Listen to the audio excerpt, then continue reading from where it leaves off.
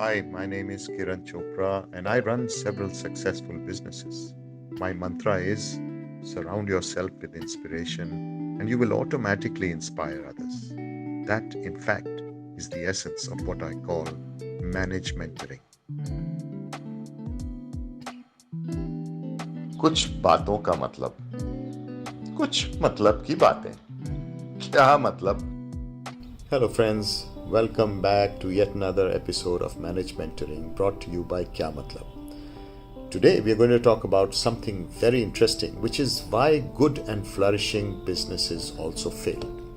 I sometimes wonder how on earth people with phenomenal visions and outstanding capabilities building exceptional businesses get wrecked through their own blunders and missteps. Just look at the recent instance of Z Entertainment, the creator, the legendary Subhash Chandra, who had to cede control of his baby, which he created and nurtured since its beginning. Single handedly, he transformed the way Indians entertain themselves through televisions. Even the Indian diaspora the world over have been hooked on to his wonderful creations for several decades. Well, while he entertained one and all, he could not keep entertaining himself. There are many instances of such brilliant creators failing to continue to capitalize on their wisdom. Think about the way Indians fly, and benchmarking the quality of service in the airlines was changed single handedly by one man, Vijay Mallya. He is now fighting hard to fly away from being imprisoned. Another case, Naresh Goyal, through his airline Jet Airways, changed forever how the Indian carriers need to function.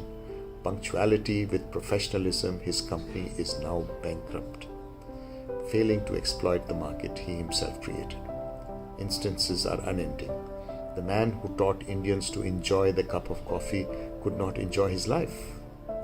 VG Siddharth of Coffee Cafe Day had to end his life untimely. Hari Sankaran of ILNFS, who innovated the infrastructure funding business in India, got entrapped in the hubris created by his own brilliant mind. Same is the case with Yes Bank's Rana Kapoor, who created a great institution almost from scratch, ending up getting shunned by the country's central bank, which was highly dissatisfied with his actions on inappropriate lending practices. So, what could have gone wrong? These were all brilliant chief executive officers of their companies.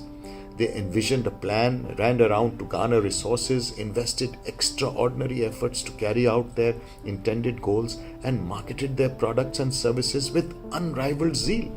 But yet they failed, and miserably in most cases. But the big question is why? There could be many reasons. The business environment could have undergone changes.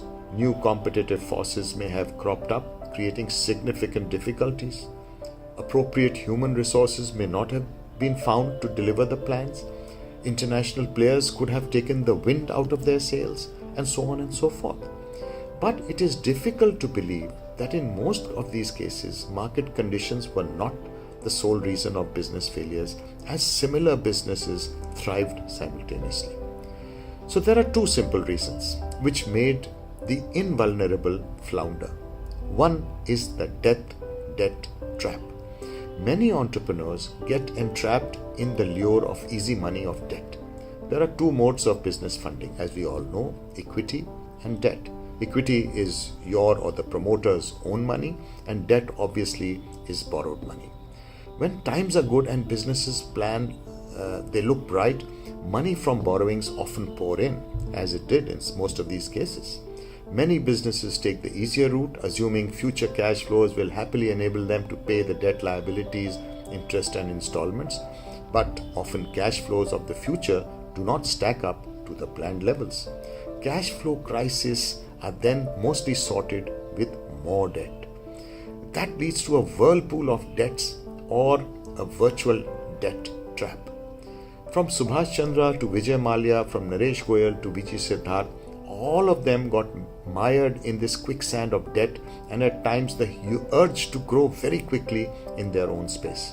Have you ever heard of a debt-free or a lesser indebted company going belly up? Well, perhaps hardly any. The second thing is unethical ethics. There is nothing like practicing sound corporate behavior, good governance as it is popularly called also. provide businesses and services to customers at a fair price with consistent quality, transparently depict the business performance, and honor the commitments to the key stakeholders. This simple stuff, unfortunately, is not practiced many a time. To gain short-term returns, long-term strategies are often compromised. Shortcuts are made, accounting information doctored, quality compromised, debts taken for a cause but diverted for non-declared purposes, and there could be plenty more reasons. From Hari Sankaran to Rana Kapoor and Vijay Mallya to Naresh Goyal, they are all being investigated by some government body or the other for alleged unethical practices. Have you ever heard of an ethical company not lasting long? Perhaps not. So to conclude, in business schools and management books, long lectures take place and reams get written about do's and don'ts of successful entrepreneurship. But very little is ever discussed on the botches and bungles which many businesses commit to trip and tumble.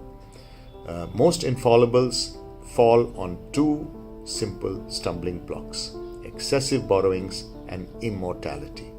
Believe it or not, these can be disentangled with some care and caution. For sure, debt and ethics cannot be taken lightly anymore in this changing world of business.